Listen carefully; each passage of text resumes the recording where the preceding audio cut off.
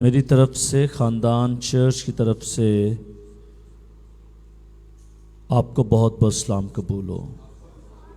Hallelujah, hallelujah. यकीनन हमने प्रस्तिश की और जी भर कर प्रस्तिश की और ईमान रखता हूँ कि आज कलाम के वसीले से भी हम बरकत पाएंगे और खुदा के नाम को जलाल मिलेगा। आमीन। हम सब जो इस जगह पर मौजूद हैं, किसी ना किसी तरीके से हम खुदा की खिदमत कर रहे हैं। कोई प्रीच करके, कोई प्रस्तिश करके, कोई साउंड लगा के, कोई जनरेटर लगा कर, कोई सफाई करके, कोई डेकोरेशन करके, कोई मूवी का काम करके, हर एक शख्स किसी ना किसी तरीके से खुदा की खिदमत कर रहा है और कोई शख्स देकर खुदा की खिदमत कर रहे हैं। हर एक शख्स किसी ना किसी तरीके से वो खुदावंद की खिदमत कर रहे हैं। आमीन। आज सुबह हम बाइबल मुकद्दस में से देखेंगे बुलाहट के ताल्लुक से, बुलावा जिसको इंग्लिश में कॉलिंग कहते हैं। हम खिदमत कर रहे हैं, लेकिन कुछ पर्सनालिटीज ऐसी होती हैं जिनको खुदा नाम लेकर बुलाता है, जिनको खुदा नाम लेकर बुलाता है। ऐ मेरे बेटे आजा मेरी खिदमत कर। कुछ लोगों को खुदा नाम लेकर पुकारता है और कुछ लोगों को कलीसिया मुंतखिब करती है खिदमत के लिए। क्योंकि नए अहदनामे में हम यही एक पैटर्न को देखते हैं, क्योंकि खुदा का कलाम ये कहता है कि हम तो खुदा के कलाम की खिदमत करने में मशगूल रहेंगे, लेकिन हम अपने में से 7 नेक नाम अशखास को चुन लो जो रूह कुद्स से मामूर हों। खुदा आवाज देकर भी बुलाता है और खुदा कलीसिया में से लोगों को उठा खड़ा करता है अपनी खिदमत के लिए। आमीन। जिस तरह बहन शुमाइला, बहन सना है, अगर ये 2 बेटियां हैं और अगर मैं ये कहूं कि हमें चर्च में लीडर्स की जरूरत है, हमें चर्च में काम करने वाले लोगों की जरूरत है, तो फिर चर्च जो लीडर्स हैं, कलीसिया जो है, वो देखेगी कि क्या ये लोग, ये बच्चे, ये बेटे या बेटियां ये रूह कुद्स से मामूर हैं, तो फिर इनको अपनी खिदमत के लिए वो चुन लेगा। और आज सुबह हम इसी तरह के एक इक्तबास को देखेंगे कि खुदा चुनता है, खुदा बुलाता है, खुदा बुलाता है, खुदा मुकर्रर करता है। बेशक खुदा बुलाता भी है, खुदा कॉल भी देता है, बुलाहट भी देता है, लेकिन क्या हम उस बुलाहट में कायम भी रहते हैं या नहीं, या फिर बरगश्ता हो जाते हैं, या फिर हम कायम भी रहते हैं लेकिन उस तरह कायम नहीं रहते जिस तरह खुदा चाहता है।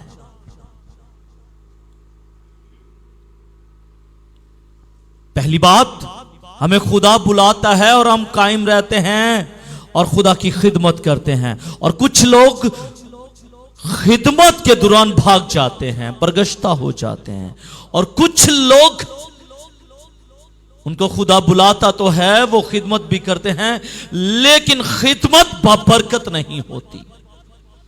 उनकी खिदमत जो है उस खिदमत में ऊन कटारे मौजूद होते हैं।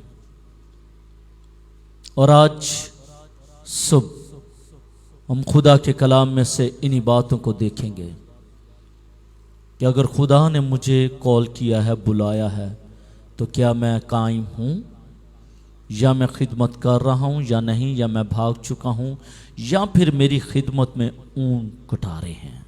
आमीन। निकालिएगा मेरे साथ तोरा की दूसरी किताब, खरूज की दूसरी किताब, तोरा की दूसरी किताब खरूज, एक्सोडक्स, उसका तीसरा बाब और उसकी पहली 4 आयात।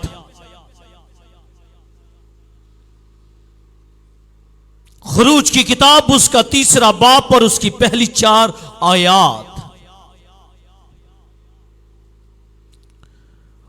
और मूसा अपने खुश यत्रू की, जो मदियान का काहिन था, भेड़ बकरियां चराता था। ध्यान से, जो मदियान का काहिन था, भेड़ बकरियां चराता था,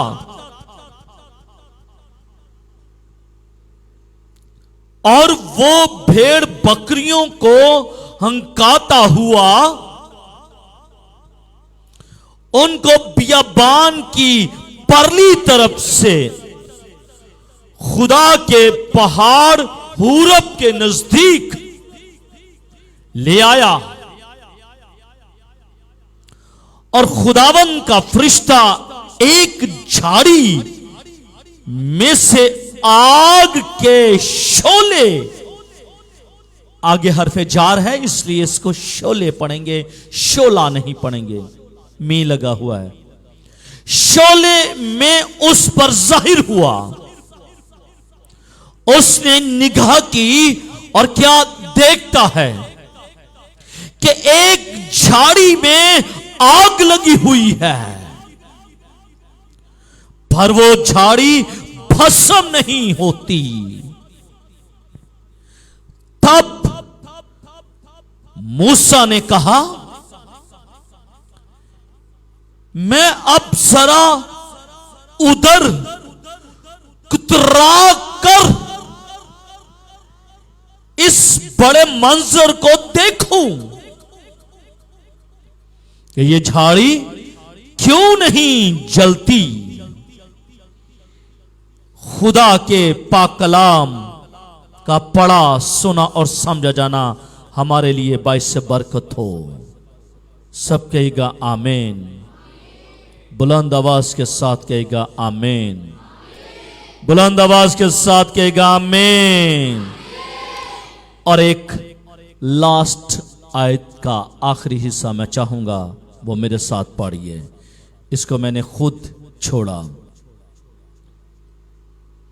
जब खुदावन ने देखा कि वो देखने को कुतरा रहा है, तो खुदा ने उसे झाड़ी में से पुकारा। कहां से पुकारा? झाड़ी में से। याद रखेगा, आवाज ऊपर से नहीं आई, मशरक मगरब से नहीं आई। कहां से आवाज आई है? हम अक्सर यहां पर कंफ्यूज होते हैं कि आग जल क्यों नहीं रही, वो झाड़ी भस्म क्यों नहीं थी। तो आग है, झाड़ी भी है, झाड़ी भी है, आग भी है, लेकिन झाड़ी जल नहीं रही। उसकी वजह बाइबल मुकद्दस सुनिएगा, फिर मैं कहूंगा आप पढ़िएगा। तो उसने उसे झाड़ी में से पुकारा और कहा, ऐ मूसा, ऐ मूसा, ऐ मूसा। उसने कहा, मैं हाजिर हूं। खुदा के पाक कलाम का पढ़ा, सुना और समझा जाना हमारे लिए बाइस से बरकत हो। सब आवाज बुलंद कहें आमीन, आमीन, हालेलुया, हालेलुया। मेरे अज़ीज़ों, ये खूबसूरत इक्तबास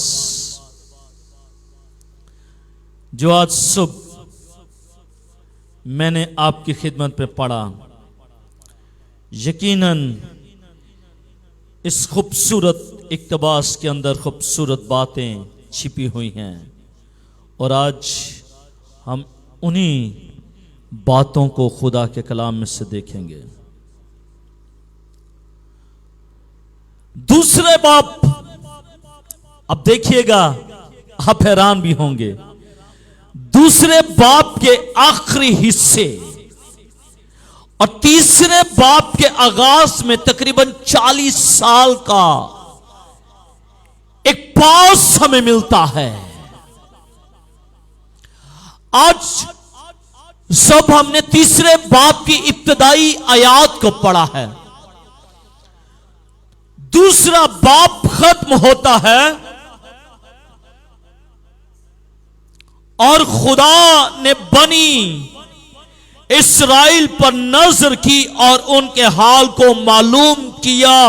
आखिरी आयत है दूसरे बाप की 25वीं आयत का आखिरी हिस्सा यहां पर खत्म होता है और आगे तीसरे बाप की पहली आयत जो आज सब मैंने पढ़ी है। और मूसा अपने खुस्र यस्त्रु की जो मिद्यान का काहिन था, भेड़ बकरियां चराता था। दूसरे बाप के आखिरी हिस्सा और तीसरे बाप का इब्तदाई हिस्सा, इन दोनों हिस्सों का जो दरमियानी वक्फा है, एपिसोड है, वो 40 बरस का है। 40 साल बीत गए। कितने साल? 40 साल गुजर गए हैं, 40 साल बीत गए हैं। और खुदा का कलाम यह कहता है, और खुदा ने बनी इस्राएल पर नजर की और उनके हाल को मालूम किया कि इनकी हालत कैसी है, इनकी कंडीशन अब कैसी है कौम बनी इस्राएल की। क्योंकि उस वक्त कौम बनी इस्राएल मिस्र की गुलामी में पड़ी हुई थी, असीरी में पड़ी हुई थी, गुलाम थी, वहां पर अपनी मर्जी से कहीं जा नहीं सकते थे। और फिर खुदा ने उनके हाल पर जब नजर की, नजर करने के बाद 40 साल बीत गए। 40 साल का एक बड़ा एपिसोड हमें नजर आता है। और मुकद्दस मूसा को मुल्क मिस्र से निकले हुए उस वक्त 40 साल गुजर गए थे।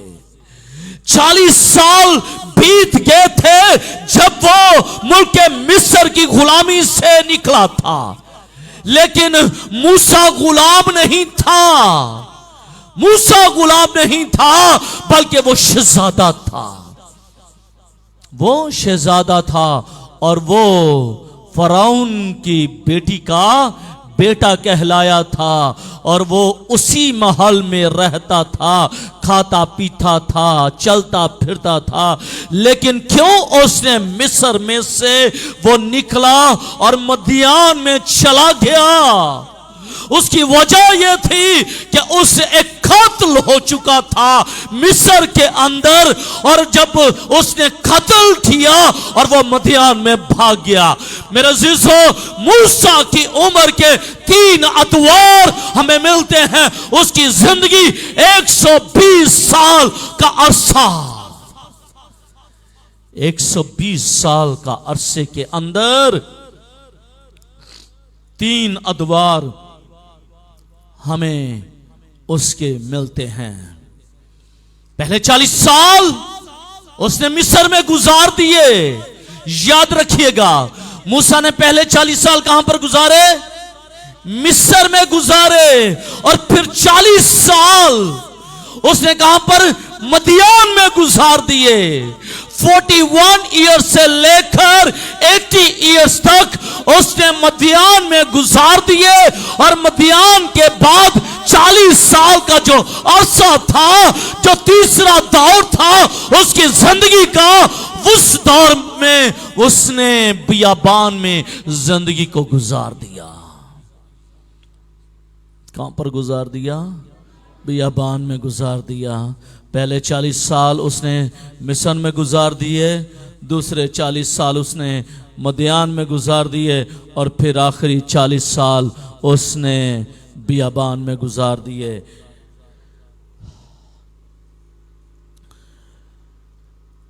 वो मिस्र की तमाम रनाइयों, जज्बात और अपने मकासद भूल चुका था।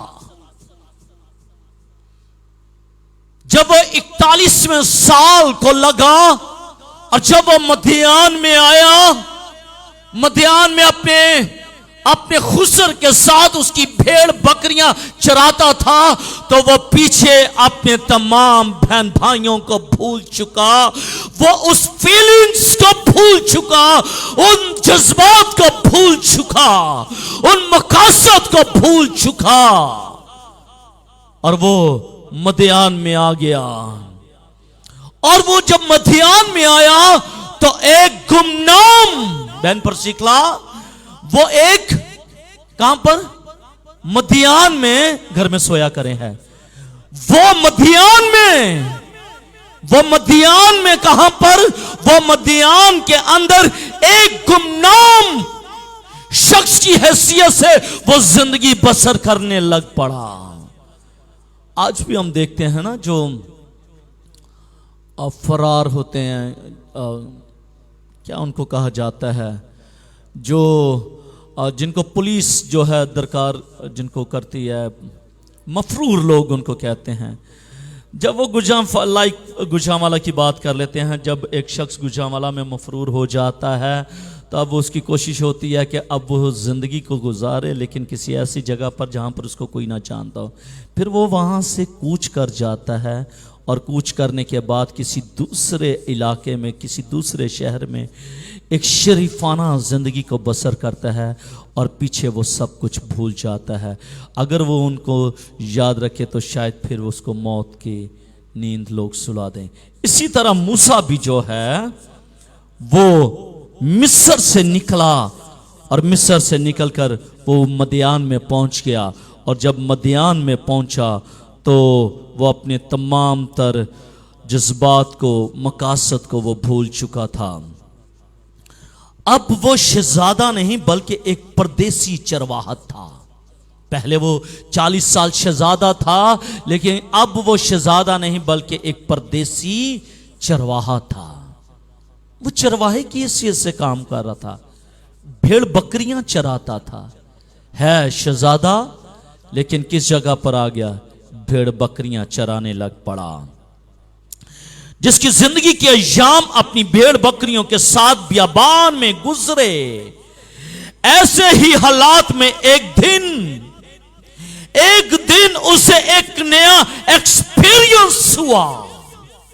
एक अजीब सूरत हाल से वो आरास्ता हुआ। उसके सामने एक अजीब हालात आ गया। उसको मालूम नहीं था कि आज सब जब वो निकलेगा अपनी भेड़ बकरियों के साथ, तो उसे एक ऐसे हालात से दुचार होना पड़ेगा जो उसकी जिंदगी में पहले कभी नहीं हुए थे। इस सारी सूरत हाल उसकी निजात दहिंदे के तौर पर बुलाहट का बयान था। है तो अजीब काम, है तो एक अजीब व गरीब तजुर्बा, लेकिन उसे मालूम नहीं था, उसे इल्म नहीं था कि आज एक अजीब सूरत हाल से जब वो वाकिफ होगा तो वही सूरत हाल उसकी जिंदगी का तख्ता उलट देगा। उसको मालूम नहीं था कि आज रब्बुल फौज, जिंदगी का खालिक, जिंदगी का मालिक उससे कलाम करने को है। मालूम नहीं था। वो आम रूटीन के साथ वो अपने घर से निकलता है अपनी भेड़ बकरियों के साथ निकलता है और बियाबान की तरफ रुख कर लेता है और मेरे अजीजों बियाबान में अपनी भेड़ बकरियों को चराना शुरू कर देता है। इसको कहा जाता है कि ये डेली रूटीन है। वो डेली रूटीन में अपना काम कर रहा है, वो डेली रूटीन में अपना माल मुआशी जो है उसको खिला पिला रहा है, लेकिन मालूम नहीं कि आज उसकी डेली रूटीन में खुदा उससे कलाम करने को है। खुदा के अजीब काम है, जिंदगियां सो रही होती हैं और खुदा कलाम कर रहा होता है। उन्हें मालूम नहीं पड़ता कि ये आवाज किसकी है, ये आवाज किसकी है। जागते हैं भागते हैं, जागते हैं भागते हैं, उस्ताद के पास चले जाते हैं। उस्ताद कहता है नहीं भाई मैंने नहीं तुझे बुलाया, जाके सो जा। खुदा कलाम कर रहा है, खुदा बोल रहा है, खुदा बुला रहा है, लेकिन उसकी आवाज को समझ नहीं रहे। आज मूसा सो नहीं रहा, बल्कि डेली रूटीन में वो अपनी भेड़ बकरियां चरा रहा है बियाबान में। कहां पर? बियाबान में। बियाबान आम तौर पर आप क्या समझते हैं बियाबान क्या है? बता सकते हैं? बियाबान विल्डरनेस, वीरान जगह और कुछ जहां आबादी ना हो।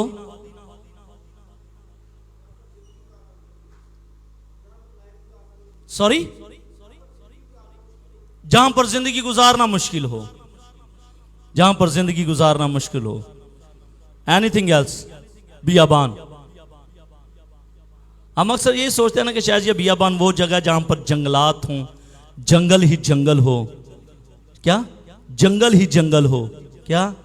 जंगल ही जंगल हो, जहां पर जंगली जानवर हों, जहां पर खतरनाक चीजें हों, हम उसको कहते हैं कि ये बियाबान।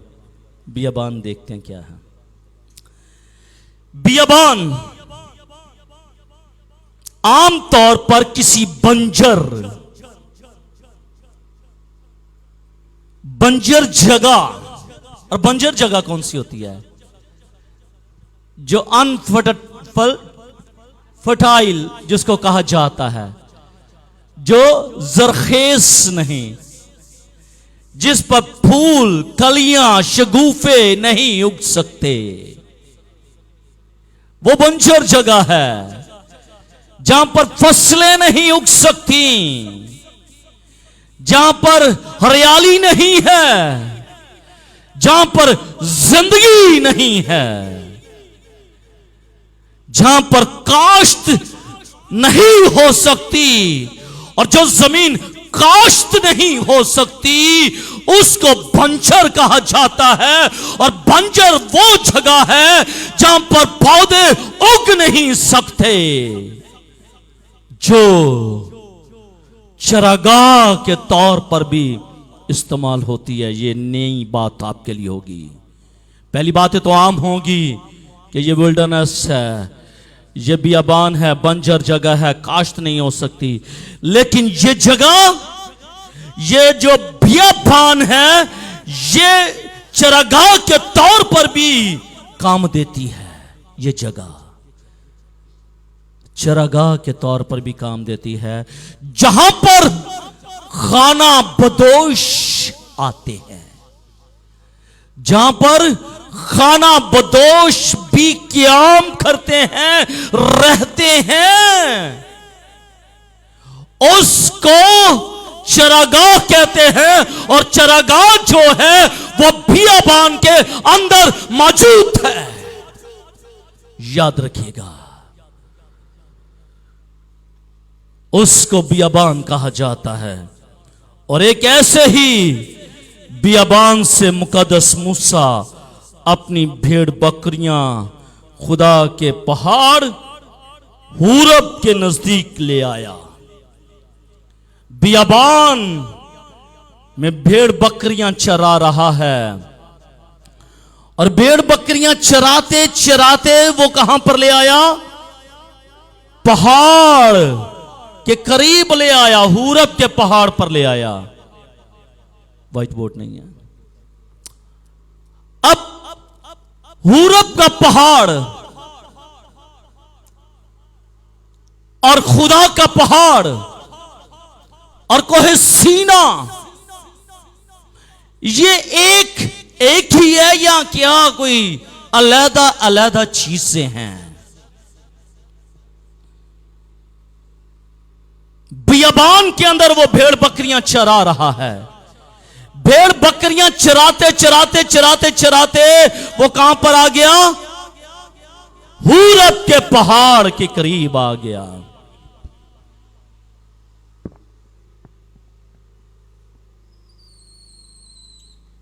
ये क्या है? ये हूरब का पहाड़ है। क्या है ये? हूरब का पहाड़ है। और अगर मैं ये कहूं कि ये कोहे सीना है तो फिर, अगर मैं ये कहूं कि ये कोहे सीना है, इसको भी आप समझ लीजिएगा। पहाड़ एक है, पहाड़ एक है। पहाड़ कितने हैं? पहाड़ एक है, लेकिन एक पहाड़ पर दो चोटियां हैं। पहाड़ एक है, दो चोटियां हैं। हाथ कितने हैं? हाथ कितने हैं? हाथ कितने हैं? अभी कितने नजर आ रहे हैं? हाथ कितने हैं? इस हाथ में कितनी उंगलियां हैं? 5। इसी तरह पहाड़ एक है, लेकिन इसकी चोटियां कितनी हैं? 2 चोटियां हैं।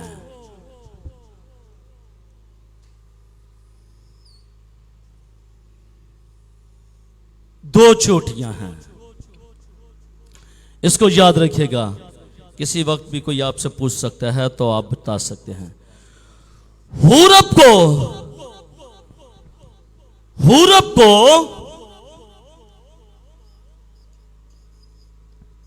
ये हूरब है।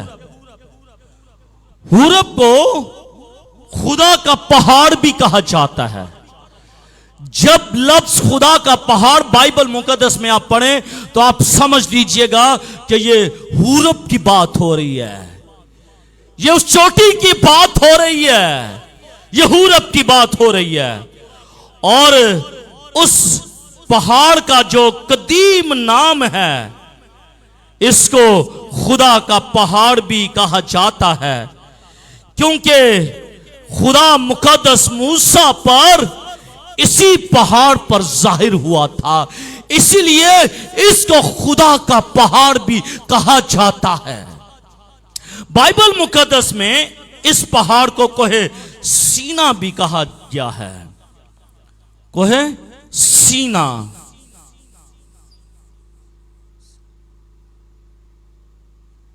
कोहे सीना भी कहा गया है। यह दूसरी चोटी है।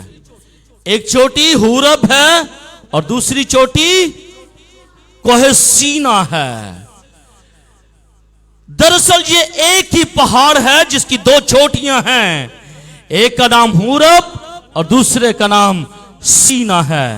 अहद अतीक में, ओल्ड टेस्टामेंट में 35 दफा सीना का जिक्र मिलता है। कितनी दफा?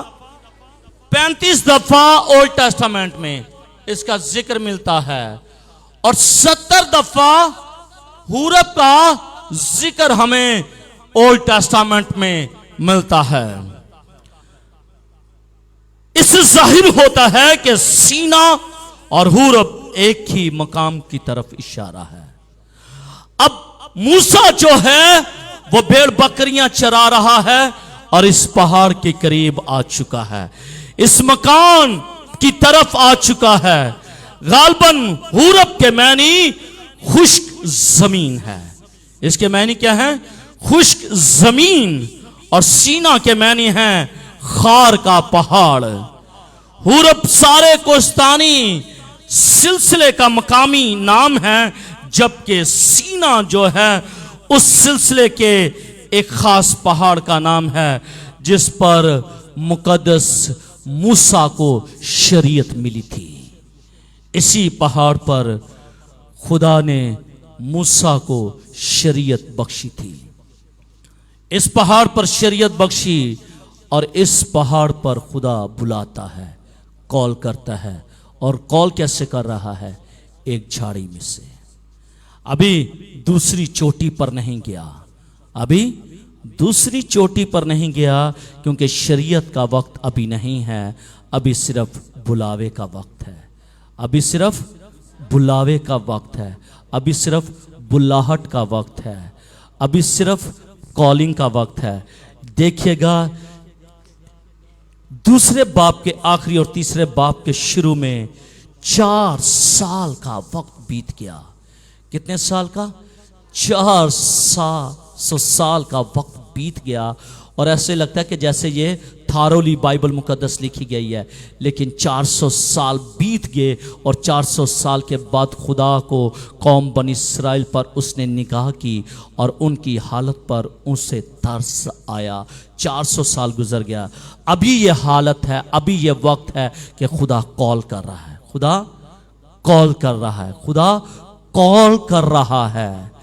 अभी खुदा कॉल कर रहा है और कॉल करने के बाद, बुलावे के बाद खुदा खिदमत देगा, खुदा खिदमत देगा।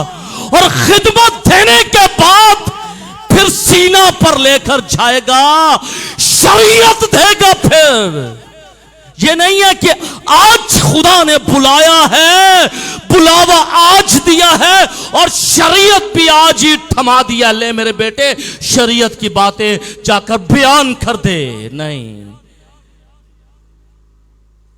ये उन लोगों के लिए है जिनको खुदा ने चुना है, बुलाया है, मुकर्रर किया है। एक वक्त एक चोटी पर खुदा बुलाता है, मुकर्रर करता है और फिर दूसरी चोटी पर लेकर जाता है और वहां पर जाकर खुदा उनको शरीयत देता है। और जब फिर उसको शरीयत मिलती है फिर खुदा भेजता है। इसलिए जब तक बुलाए ना जाओ मुनादी क्यों करते हो, जब तक बुलाए ना जाओ मुनादी क्यों करते हो। इसलिए हमेशा याद रखिएगा, हमेशा इस बात को याद रखिएगा कि पहले बुलावा है, फिर खिदमत है, उसके बाद खुदा शरीयत देता है और शरीयत के बाद खुदा कहता है now you have to preach the word of God in front of my people, before my people. मेरे लोगों के सामने अब बोल। आमीन। इसलिए अगर बहन शमाइला, अगर खुदा आपको चुनता है, आज खुदा आपको चुन ले, मुकर्रर कर ले, तो मत कहिएगा भाई साहब मैं स्टेज पे आके कलाम सुनावा है। नो, अभी शायद आपका वक्त नहीं, अभी सीना के वक्त का इंतज़ार कीजिएगा। जब खुदा आपको सीना के मकाम पर लेकर जाए तभी जाइएगा। ऐसा ना हो कि बहन क्या नाम सना आपको कहे बहन शमाइला आज तुसी कलाम सुनावो, पाश साहब नु रहन दवो। ठीक है, इनकी बातों पर ध्यान ना लगाइएगा। Now you have to word of God. आपने खुदा के वक्त का इंतज़ार करना है। जब खुदा आपको सीना के मकाम पर लेकर जाएगा तो फिर आपके सामने फ़िरौन भी ठहर नहीं सकेगा। आमीन। फिर फ़िरौन भी आपके सामने ठहर नहीं सकेगा। फिर आप कहेंगे ऐ फ़िरौन मेरे लोगों को जाने दे ताकि वो मेरे खुदा की इबादत करें। फिर इब्लीस आपके सामने ठहर नहीं सकेगा, फिर इब्लीस आपके सामने ठहर नहीं सकेगा। मूसा है, मूसा भेड़ बकरियों को लेकर आ रहा है और भेड़ बकरियों को लाते लाते वो कहां पर पहुंच गया है? हुरब के पहाड़ के करीब पहुंच गया है। और हुरब के पहाड़ पर एक झाड़ी जो है वो जल रही है, एक झाड़ी जो है वो जल रही है। लाइक दिस झाड़ी, ये झाड़ी है और ये झाड़ी जल रही है। इस झाड़ी में से खुदा कलाम करता है। अब ये रेवलेशन है। अब खुदा इस झाड़ी में से मूसा के साथ कलाम करेगा। God speak with him. किस तरह बोलेगा, इन बातों को आज सुबह हम देखते रहेंगे। मुकद्दस मूसा के लिए ये हैरानकुन बात थी एक अजीब बात थी कि उसको इस बियाबान में भेड़ बकरियां चराते हुए तकरीबन 40 साल बीत चुके थे और ऐसी बहुत सारी झाड़ियां उसकी जिंदगी में आई होंगी, उसकी नस्लों में से गुजरी होंगी, लेकिन अभी तक कोई झाड़ी ना जली। लेकिन आज माफौकल फितरत तौर से एक झाड़ी जलना शुरू हो जाती है। और जब एक झाड़ी अजीब गरीब तरीके से वो जलना शुरू हो जाती है, तो फिर उसके लिए तो हैरानगी की बात होगी ना, उसके लिए हैरानगी की बात होगी कि ये झाड़ी तो मैं अक्सर देखता हूं, अब ये झाड़ी आज जल कैसे गई है। मुकद्दस मूसा के लिए हैरान कुन बात यह थी कि ना आसमान पर से आग नाजिल हुई है। अगर आसमान पर से आग नाजिल होती तो यकीनन वो देखता, मौसम वैसा होता, लेकिन मौसम भी बयां नहीं हुआ, इसीलिए आसमान पर से ये आग नाजिल नहीं हुई। और ना ही वो उस झाड़ी के अंदर ऐसी कोई निबताती कोई कुव्वत और ताकत मौजूद थी कि वो खुद ब खुद जलना शुरू हो गई। दोनों बातें नहीं थी, दोनों बातें नहीं थी। और तीसरी हैरान कुन बात यह थी कि वो जल तो रही है, वो जल तो रही है, वो जल तो रही है, लेकिन भस्म नहीं हो रही। जल तो रही है लेकिन भस्म नहीं हो रही। ये आर्टिफिशियल है, ये आर्टिफिशियल है। इसके अंदर सेल पड़ते हैं छोटे छोटे। ये भी जल रही है, ये भी जल रही है ना, ये भी जल रही है, ये भी भस्म नहीं हो रही, ये भी भस्म नहीं हो रही। लेकिन ये टेंजिबल है। क्या टेंजिबल है? इसको इंसान ने बनाया है। ये टूट भी सकती है, ये खराब भी हो सकती है, ये टेंजिबल थिंग्स है। उस झाड़ी जिसमें आग लगी हुई है वो जलकर भस्म नहीं हो रही। तीसरी बड़ी बात यह है, यह आग किसी ऊंचे और शानदार देवदार को नहीं लगी, बल्कि एक खारदार झाड़ी, छोटी सी झाड़ी को ये आग लगी हुई है। यहां तक कि उसके जो कांटे हैं ना वो भी नहीं जल रहे हो ना। तो ये चाहिए कि अगर झाड़ी नहीं जल रही तो जो छोटे छोटे कांटे हैं वही जल जाएं, वो भी नहीं जल रहे। इस झाड़ी में ऐसी क्या खुसूसियत है कि वो भस्म नहीं हो रही, वो भस्म नहीं हो रही। मुकद्दस मूसा की हैरानी बिला वजह नहीं थी, अजीब नहीं थी। मुकद्दस मूसा उन झाड़ियों से अच्छी तरह वाकिफ था।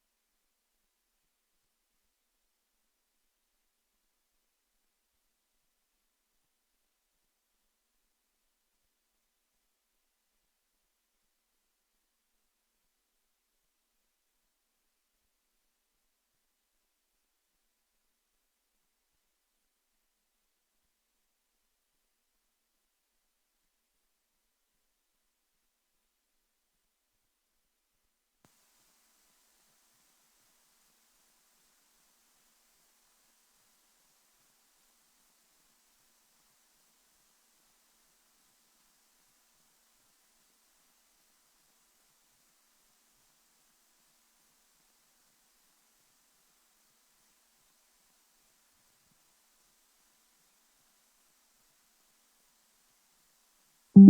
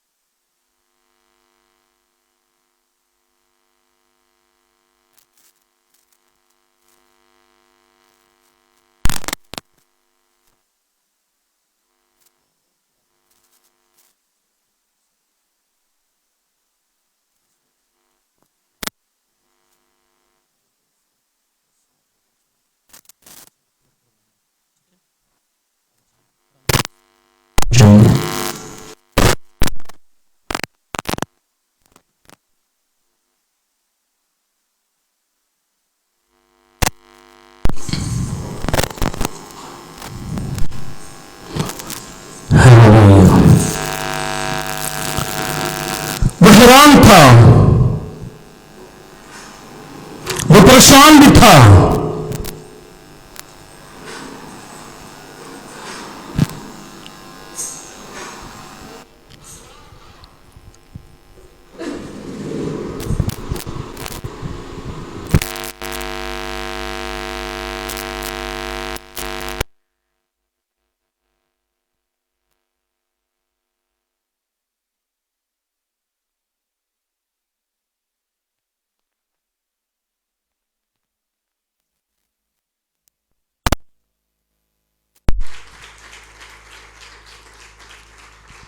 इसको क्या कहा जाता है? विशाल आपको खुदा बरकत दे, दाऊद आपको खुदा बरकत दे। इसको कहा जाता है फिक्रमंदी। क्या कहा जाता है? फिक्रमंदी। क्या कहा जाता है? फिक्रमंदी। और कल अगर खुदा विशाल को बुला ले, विशाल कम टू माय वर्क, मेरे काम के लिए आ जा, तो जब खुदा इसे पुकारता है, बुलाता है, मुकर्रर करता है, तो मैं कौन होता हूं? मैं कौन हो सकता हूं किसे रोकने के लिए? फिर शबीर भाई मत कहें कि भाई साहब आपने विशाल को क्यों ऑर्डेन कर दिया है। और भाई ये देखें कि आप यहां पर बैठे हैं, विशाल भाग कर गया है तेल लेने के लिए। अगर ये तेल लेने के लिए गया है, इसने जिम्मेदारी निभाई है, तो खुदा इसके दिल को देख रहा है। और अगर खुदा इसके दिल को देख रहा है, तो खुदा यकीनन इसको अपनी खिदमत के लिए बुला भी सकता है। और जब खुदा इसको बुला सकता है, तो मैं कौन हो सकता हूं इसको पीछे करने के लिए? ओके, खुदा की सच्चाइयां हैं, इन सच्चाइयों को देखिएगा। मेरे अज़ीज़ों, मूसा फिरौन के घर में रहा और उसने मिस्र के तमाम अलूम को भी सीखा हुआ था, लेकिन ये इल्म जो उसके सामने जिंदगी में पहली बार आया कि झाड़ी जल रही है और भस्म नहीं हो रही, झाड़ी में आसमान पर से आग भी नहीं आई, तो ये कैसे हो गया? ये इल्म उसकी जहानत से परे था। जब मुकद्दस मूसा की जिंदगी में यह वाकया हुआ, उस वक्त मुकद्दस मूसा की 80 साल उम्र थी। कितने साल? 80 साल का बुजुर्ग था। भाई नासर शायद इस वक्त 60 साल क्यों, ऐसा ही है, इनकी उम्र 60 साल होगी और ये ज़ईफ हो चुके हैं, ज्यादा चल भी नहीं सकते, सांस फूल जाती है, बीमार भी हैं, कम रोटी खाते, कुव्वत और ताकत भी कम है। लेकिन खुदा का कलाम ये कहते हैं कि ये 80 बरस का हो गया और बियाबान में अपनी भेड़ बकरियों को ये चराता था। और खुदा का कलाम ये भी कहता है कि उसकी आंखों की बीनाई भी कम नहीं हुई, उसकी आंखों की बीनाई भी कम नहीं हुई, उसकी बसीरत भी कम नहीं हुई। इस्तिस्ना की किताब उसके 34वें बाब और उसकी 7वीं आयत में लिखा है, और मूसा अपनी वफात के वक्त 120 बरस का था और ना तो उसकी आंखें धुंधलाने पाई और ना उसकी तबई कुव्वत भी कम हुई। 120 बरस का हो भी गया, लेकिन उसकी कुव्वत, तबई कुव्वत उसकी कम नहीं हुई और ना ही उसकी आंखों की बीनाई भी कम हुई थी, ना उसकी आंखों की बीनाई भी कम हुई थी। खुदा का कलाम ये कहता है। इसका मतलब है कि जब वो झाड़ी के करीब आया उस वक्त उसकी उम्र कितनी थी? 80 बरस। कितनी थी? 80 बरस का हो चुका था। और झाड़ी का ना चलना ना जलना कानून कुदरत के खिलाफ बात थी, बल्कि मैं ये कहूंगा कि ये एक मौजज़ा था, एक मिरेकल था कि झाड़ी के बसम ना होने का एक ही सबब हो सकता है। आप क्या सोचते हैं? झाड़ी तो जल रही है लेकिन भस्म नहीं हो रही। एक वजह सिर्फ हमें मिलती है, सिर्फ एक वजह, इसके अलावा कोई वजह नहीं मिलती। आप क्या सोचते हैं कि झाड़ी भी जल रही है, ये झाड़ी जल रही है लेकिन ये भस्म नहीं हो रही, इसकी वजह क्या है? क्या सोचते हैं आप? अभी तक क्या सोचते होंगे? मैंने इक्तबास को भी पढ़ा है, मैंने इसका तारुफ भी बयान किया है, मैंने इसका खाका भी बयान कर रहा हूं कि झाड़ी जल रही है, आसमान पर से आग भी नाज़िल नहीं हुई और ना इसकी अपनी कोई कुव्वत ताकत है कि ये जलना शुरू हो गई। अगर ये जल भी रही है तो ये भस्म क्यों नहीं हो रही? इसकी वजह क्या है जी? एक बंदा बोले और ऊंचा बोले। हालेलुया, भरपूर तालियां बजाएगा। इसको कहते हैं टैलेंटेड लोग। जब मैंने इक्तबास को पढ़ा था और पढ़ने के बाद रुक गया और उसके बाद मैंने कहा कि ये आयत आपने पढ़नी है, और उस आयत को आपने पढ़ा और पढ़ने के बाद मैंने फिर पास दे दिया और फिर मैंने आपकी तवज्जो को लगाया कि सुनिएगा कि खुदा का कलाम ये कहता है कि खुदा के कलाम में मुकद्दस में हमने क्या पढ़ा था, फिर देखिएगा। और तो खुदा ने उससे झाड़ी में से पुकारा। 2 टाइम्स पढ़ाया था, इसीलिए पढ़ाया था कि आप इस पर गौर करें कि खुदा का कलाम क्या कहता है कि खुदा इस झाड़ी में से उसने मूसा को पुकारा था। इसके जलने की भस्म ना होने की वजह यह थी कि इसमें खुदा मौजूद था, इसमें खुदा मौजूद था। और हनी ने बड़ी तवज्जो के साथ, होशियारी के साथ उसने इस इक्तबास को पढ़ा भी, सुना भी और समझा भी, देखा भी कि पादरी साहब क्या कहना चाह रहे हैं। क्यों नहीं जल रही थी? क्योंकि इसमें खुदा मौजूद था, इसमें खुदा मौजूद था, इसलिए ये झाड़ी जल नहीं रही थी। इसमें खुदा मौजूद था, इसलिए ये भस्म नहीं हो रही थी। ये फिल हकीकत एक मौजज़ा। इसी तरह अगर किसी शख्स की जिंदगी में खुदा मौजूद हो, इसी तरह अगर किसी शख्स की जिंदगी में खुदा मौजूद हो तो वो शख्स भस्म नहीं हो सकता, वो शख्स भस्म नहीं हो सकता। आग की झील जो मुकाशवा की किताब में हम देखेंगे, आग की झील उस पर असरअंदाज न होगी और ना खुदा के कहर की आग उस पर जाहिर होगी। झाड़ी अपनी किसी खास निबताती खूबी के बाइस भस्म नहीं हो रही थी, बल्कि खुदा की मौजूदगी की वजह से वो भस्म नहीं हो रही थी। इसी तरह कोई ईमानदार अपने नेक अमाल की वजह से, इसी तरह कोई शख्स अपने नेक अमाल की वजह से आसमान की बादशाही में दाखिल नहीं हो सकता। अगर वो आसमान की बादशाही में दाखिल हो सकता है तो सिर्फ एक ही बात है कि खुदा उस जिंदगी के अंदर मौजूद हो। जब खुदा आपकी जिंदगी में मौजूद होगा फिर आप आसमान की बादशाही में मौजूद होंगे और यह भी किसी मौजज़े से कम नहीं होगा। अगर खुदा मौजूद है आपकी ज़िंदगी में तो फिर आप ईमान रखिए कि आसमान की बादशाही के वारिस हैं आप। और अगर आपकी ज़िंदगी में खुदा नहीं, सिर्फ नेकियां हैं, नेकी माल हैं, तो फिर आप खुदा की बादशाही में दाखिल नहीं हो सकते। बहुत सारे मज़ाहिब हैं, बहुत सारे मज़ाहिब हैं जो नेक पारसा हैं, नेक पारसा हैं, बड़े नेक काम करते हैं, फलाई काम करते हैं, बहुत आला आला उत्तम काम करते हैं, बहुत आला काम करते हैं,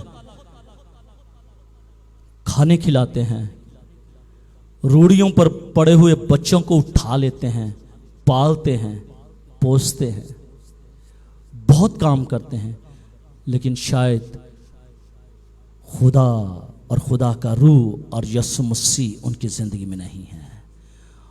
जिनकी ज़िंदगी में यीशु मसीह नहीं है, आसमान की बादशाही के वो वारिस नहीं है। आमीन। राह और ज़िंदगी कोई मेरे बगैर बाप के पास नहीं जा सकता। इसका मतलब है पहले उसके पास आने की ज़रूरत है। जब आप और मैं उसके पास आ जाएंगे, वो हम में उतर जाएगा, तो फिर हम बाप के पास जा सकते हैं। आमीन। खुदा का ज़ुहूर मुकद्दस मूसा पर झाड़ी में से हुआ। खुदा उसके साथ बोला, झाड़ी में से बोला। झाड़ी कोई आरामदेह जगह नहीं होती। ये इस बात की अलामत थी कि अगर बनी इसराइल दुख में मुब्तला है तो उनका बाप खुदा भी आराम में नहीं है। खुदा झाड़ी में इसलिए मौजूद था कि वो कौम बनी इसराइल को बता सके कि अगर तुम दुखों में, मुसीबतों में, परेशानियों में पड़े हुए हो तो देखो मैं भी खारदार झाड़ियों में मौजूद हूं, ताकि इन खारदार झाड़ियों में किसी शख्स को इस्तेमाल करूं, बुलाऊं और भेजूं ताकि तुम्हें बचा सके। इसलिए वो खारदार झाड़ियों में मौजूद है।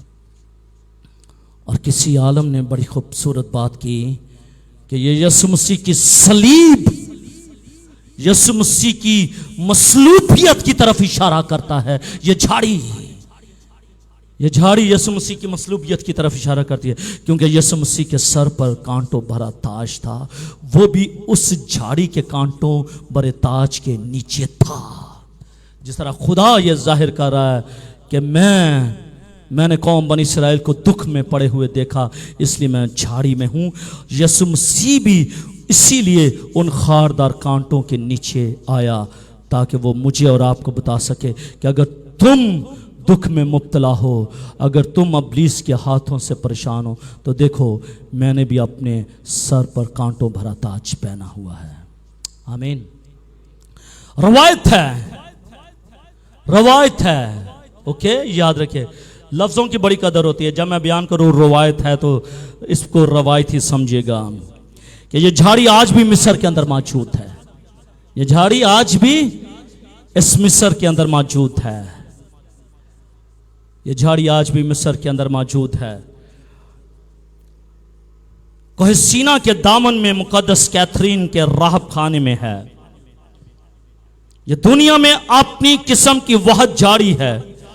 उस झाड़ी की शाख की कलम काट कर दूसरे ममालिक में भी लगाने की कोशिश की कि किसी तरह यही झाड़ी किसी दूसरे मुल्क में लग जाए, उग जाए, लेकिन वो नहीं लगी। आलमों ने यह सोचा कि शायद उस इलाके का जो आबो हवा है वो फर्क है, इसलिए हम इस तरह करते हैं कि कुछ मीटर्स पर इसकी कलम को लगाते हैं, मौसम तो वही होगा, जगह भी वही होगी, यकीनन ये उगेगी। उन्होंने लगाने की कोशिश की और जब लगाई तो कुछ मीटर्स पर भी उसकी जो कलम है वो उग ना सकी, वो उग ना सकी, क्योंकि वो झाड़ी खास झाड़ी बन गई, क्योंकि उस झाड़ी में खुदा मौजूद है। खुदा मौजूद है, और अगर खुदा मौजूद है तो उसकी कलम नहीं लग सकती। अगर खुदा मौजूद है तो उसकी जगह कोई नहीं ले सकता। खुदा की जगह कोई ले सकता है? नहीं ले सकता। पहला कानून क्या है? पहला लॉ क्या है? कोई अपने हाथ की बनाई हुई मूरत को सजदा ना करे। खुदा को मालूम था कि अगर ये कलम चल पड़ी तो ये सोचेंगे कि शायद खुदा इस झाड़ी में भी मौजूद है, और ये उस झाड़ी की प्रस्तिश करना शुरू कर देंगे। इसीलिए वो कलम आज तक नहीं चली। आमीन। आज भी वही झाड़ी उसी जगह पर मौजूद है। कोई सीना के दामन में उस जगह पर कायम है जहां से खुदा मुकद्दस मूसा को पुकार कर कहता है, ये दुनिया का कदीम तरीन मसीही राहब खाना है, और उस मसीही राहब खाने को कभी हमला आवरों ने नुकसान भी नहीं पहुंचाया। जंग लगी हुई है, जंग भी लगी है, लेकिन ये जो राहब खाना है ये आज भी मौजूद है। इसको किसी हमला आवर ने नुकसान पहुंचाने की कोशिश नहीं की। आमीन। खुदा मुझे और आपको बचाता, छुड़ाता, संभालता है, तो किस तरह ये मुमकिन हो कि जिस जगह पर खुदा मौजूद था, खुदा की हजूरी मौजूद थी, वो हमास के जो कमांडर है उसको ख़त्म कर सकें? नहीं, हमास के कमांडर उसको ख़त्म नहीं कर सकते। वो आज भी मौजूद है, और ईमान रखता हूँ कि वह दुनिया के आखिर तक कायम और दायम रहेगी। आमीन, हालेलुया। आखिरी बात जल्दी के साथ, टाइम जल्दी के साथ गुजर चुका है। आ गया झाड़ी के पास, मूसा झाड़ी के पास आ जाता है। जिस तरह आज जिंदगियां खुदा के करीब आ जाती हैं, चर्च में आ जाती हैं, और मूसा जो है वो उस झाड़ी के करीब आ जाता है, और जब झाड़ी के करीब आ जाता है खुदा बनाम उसे पुकारता है, नाम लेकर पुकारता है। और बनाम क्या कहता है? मूसा, मूसा, मूसा। क्या कहता है? मूसा, मूसा, मूसा।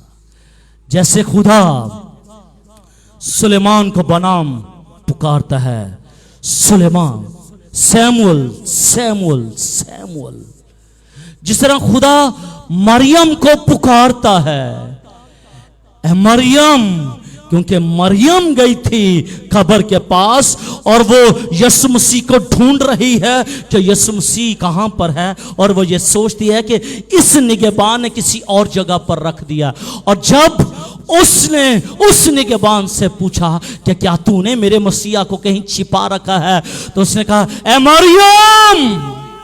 और जब यीशु ने कहा ए मरियम, तो मरियम चला उठी, ए रबूनी, ए मेरे उस्ताद। खुदा नाम लेकर पुकारता है। आमीन। अगर खुदा नाम लेकर पुकारता है तो खुदा मसीहा भी नाम लेकर पुकारता है, और अगर मसीह नाम लेकर पुकारता है तो आज दौर है रूह कुद्स का। आज रूह कुद्स के वसीले से खुदा आपको नाम लेकर पुकारता है। यीशु मसीह ने तोमा को भी आवाज देकर पुकारा, तोमा, और तोमा ने हिंद के अंदर, पूरे हिंद के अंदर उसने अंजील की मुनादी की। खुदा नाम लेकर पुकारता है, खुदा नाम लेकर पुकारता है। खुदा मुकद्दस मूसा को एक नहायत अहम काम के लिए मुकर्रर करता है। पहले बुलाता है, फिर मुकर्रर करता है, और चाहता है कि खुदा चाहता है कि ये काम करे। ये कोई ताज्जुब की बात नहीं कि खुदा जिन लोगों को अपनी खिदमत के लिए बुलाता है उन्हें नाम से जानता है। यकीनन खुदा ने हमें सबको, हमारी सूरतों को अपनी हथेलियों पर नक्श किए हुए है। वो हमें नाम बनाम जानता है। और खुदा का कलाम ये कहता है कि अच्छा चरवाहा वो है जो अपनी भेड़ों को बनाम जानता है। हमारा खुदा हमें नाम बनाम जानता है। और खुदा मूसा को भी बनाम जानता, खुदा यसाया को, खुदा यर्मिया को, खुदा दाऊद को बनाम जानता है। इसीलिए तो दाऊद कहता है, ऐ मेरे खुदावंद मैं तेरा शुक्र अदा करता हूँ कि जब मैं अपनी माँ के पेट में बन रहा था और ज़मीन के असवाल में अजीब तौर से मुरतब हो रहा था तो मेरा कालिब तुझसे छिपा ना था। मेरी तेरी आंखों ने मेरे बेतरतीब मादे को देखा और जो अय्याम मेरे लिए मुकर्रर थे वो सब तेरी किताब में लिखे हुए हैं। यहां पर देखिएगा कॉलिंग है दाऊद के लिए। यर्मिया की कॉलिंग देख लीजिएगा। यर्मिया कहता है, ऐ खुदा मैं तेरा शुक्र अदा करता हूं कि तूने मेरी मां के बतन ही से मुझे मखसूस किया। यर्मिया कहता है कि खुदा मैं तेरा शुक्र करता हूं कि तूने मेरी मां के पेट में मुझे पुकारा है। खुदा नाम लेकर पुकारता है, खुदा नाम लेकर बुलाता है। मेरा अज़ीज़ो, खुदा आज भी नाम लेकर पुकारता है। तकरीबन 400 बरस गुजर चुके थे, 400 बरस गुजर चुके थे कि खुदा ने बनी इस्राइल से कलाम करना बंद कर दिया था। खुदा खामोश था, खुदा ने छोड़ दिया था, खुदा बात करना छोड़ गया था। लेकिन अब यहां पर खुदा तकरीबन 4 सदियों बाद, कितनी 4 सदियों बाद फिर खुदा मूसा से मुखातिब होता है। याद रखिएगा, ये वही कौम बनी इस्राइल है जिसके बारे में खुदा ये कहता है कि अगर कोई बनी इस्राइल को छुएगा वो मेरी आंख की पुतली को छुएगा। याद रखिएगा, लेकिन इसके बावजूद भी खुदा ने उनको 4 सदियों के लिए छोड़ दिया, 400 साल के लिए छोड़ दिया।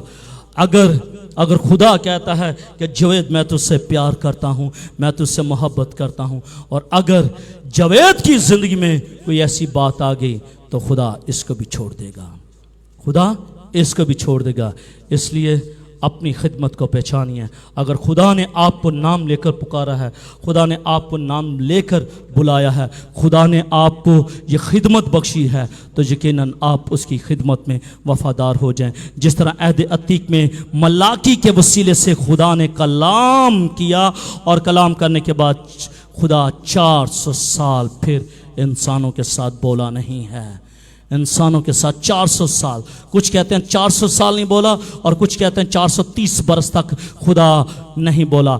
जो ड्यूरेशन है मलाकी से लेकर मत्ती तक का जो पास समय मिलता है वो 400 साल या फिर हम 430 साल का दुरानिया कह सकते हैं। इसकी भी 2 अलग-अलग डेफिनेशन है, लेकिन मेरा जो सरमन है उस पर नहीं है कि मैं 400 सालों पर बात करूं या 430 सालों पर बात करूं। मेरा जो टॉपिक है वो कॉलिंग है कि खुदा बुलाता है, खुदा बुलाता है। और फिर मलाकी से लेकर मत्ती तक का जो हवाला हम देखते हैं 400 साल का पास हमें मिलता है और 400 साल के बाद फिर खुदा बोलता है। और फिर खुदा यूहन्ना इस्तकबागी के वसीले से खुदा बोलता है और खुदा कहता है, वो देखो खुदा का बर्रा जो जहान के उठा ले जाता है। देखो वो है खुदा का बर्रा जो जहान के गुनाह उठा ले जाता है। खुदा कॉल करता है, खुदा बुलाता है, खुदा खिदमत देता है। और जब वो शख्स खिदमत में कायम नहीं रहता, खुदा बात करना भूल जाता है, खुदा तरक कर देता है, खुदा छोड़ देता है। अगर खुदा ने आपको बुलाया है और अगर आप ये चाहते हैं कि आप खिदमत करें, अगर आप ये चाहते हैं कि आप खिदमत करना चाहते हैं, तो इस बात को याद रखिएगा कि खुदा बुलाता है, खुदा मुकर्रर करता है और फिर खुदा इस्तेमाल करता है। लेकिन इसका एक ड्यूरेशन है, उस ड्यूरेशन में से गुजरना सबको ज़रूरी है। अगर आप उस ड्यूरेशन में से नहीं गुजरेंगे तो फिर आपके लिए नुकसान है। और अगर आप खिदमत में उस तरह वफादारी नहीं करेंगे तो फिर गॉड साइलेंट, खुदा खामोश हो जाएगा, खुदा खामोश हो जाएगा। जिस तरह खुदा कौम बनी इसराइल के साथ खामोश रहा, जिस तरह खुदा नए अहदनामे के लोगों के साथ खामोश रहा और 400 साल तक वो नहीं बोला, खुदा आज भी वही खुदा है, खुदा यकसां खुदा है। इसलिए आप खुदा से कहें कि खुदावंद मैं तेरी खिदमत के लिए हमेशा तैयार हूँ। ऐ खुदावंद तू मेरे साथ बोल, मैं तेरी खिदमत करूँगा और ना सिर्फ तेरी खिदमत करूँगा बल्कि तेरी खिदमत के साथ वफादार भी रहूँगा। इसलिए आज के बाद लैम एक्सक्यूज़ निकाल दीजिएगा, लैम एक्सक्यूज़ निकाल दीजिएगा कि वो भाई साहब वो ये हो गया था। आज सुबह मैंने एक शख्स से पूछा, भाई आप आए नहीं चर्च में, चर्च की सालगिरह थी। कहते हैं वो मेरे बच्चे बीमार थे, उनको ज़ुकाम लगा था। मैंने कहा आपके बच्चों को ज़ुकाम लगा था, मेरी बीवी को जो है वो डेंगू हो चुका लेकिन फिर भी आई थी। हैं मेरी बीवी को डेंगू था फिर भी आई थी, चला भी नहीं था जा रहा। ठीक है, तो ये बात है, हम अगर हमें खुदा ने खिदमत दी है, खुदा ने बुलाया है, तो हम उसके साथ कितने वफादार हैं। आमीन। उसके साथ कितने वफादार हैं। अगर वफादार हैं खुदा बोलता रहेगा, अगर वफादारी ख़त्म हो गई खुदा खामोश हो जाएगा, और अगर खुदा खामोश हो गया तो फिर रसवाई जिल्लत के सिवा हमें कुछ नहीं मिलेगा। खुदा मुझे और आपको ये फजल बख्शे कि हम अपने बुलावे पर निगाह करें और अपने बुलावे पर निगाह करते हुए उसकी खिदमत करें और उसके नाम को जलाल दें। आए मेरे अज़ीज़ों, अपनी आंखों को बंद करें, अपने सरों को झुकाएं, हम दुआ मांगे।